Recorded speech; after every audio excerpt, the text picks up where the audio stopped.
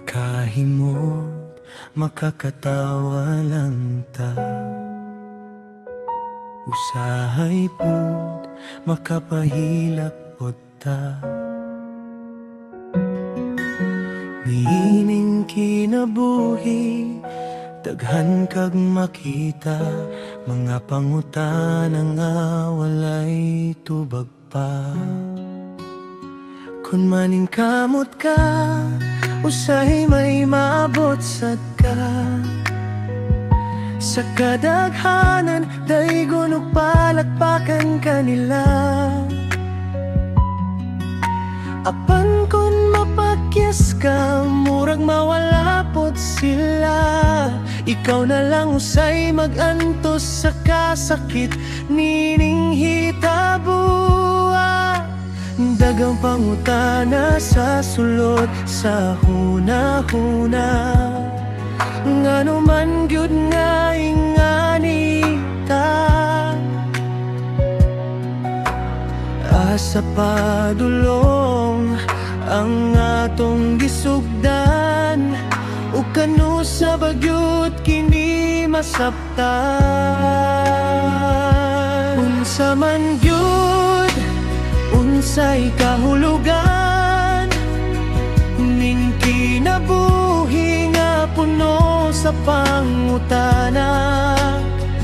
Bisan og lisod, bisan dili klaro, magpadayon gihapon, bisan kapoy nakahayo. Unsa man gyud nganong ingani man, ngano nga usahay dili natong masabtan. Apan sa lahutay sa tanang agian, makaingon rata gihapon, okay raman. Karon nga panahon, nagkadahiya ang problema, lokal ug nasyonal, apil ng kalibutan.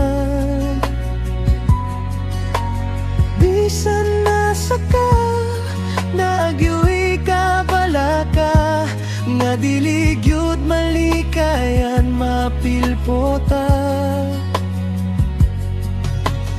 Daghanang nagyaw-yaw, daghanang nabalaka, ang uban nagpasamot sa kagubot, apan sa tunga sa tanang kasamok. Sa ulahi ang tanan, mangandoy sa kalinan. Bisan unsa kalisod sa imong kahimtang, ayaw lang hunong padayon sa imong gipadulngan. Kaysa matag kalisod nga imong magian, adunay paglaom nga mapabot.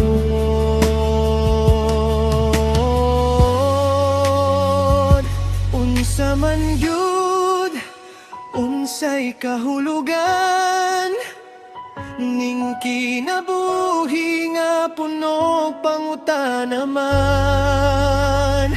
Bisan og lisod, bisan bugat dalhon, magpadayon gihapon hangtod sa katapusan.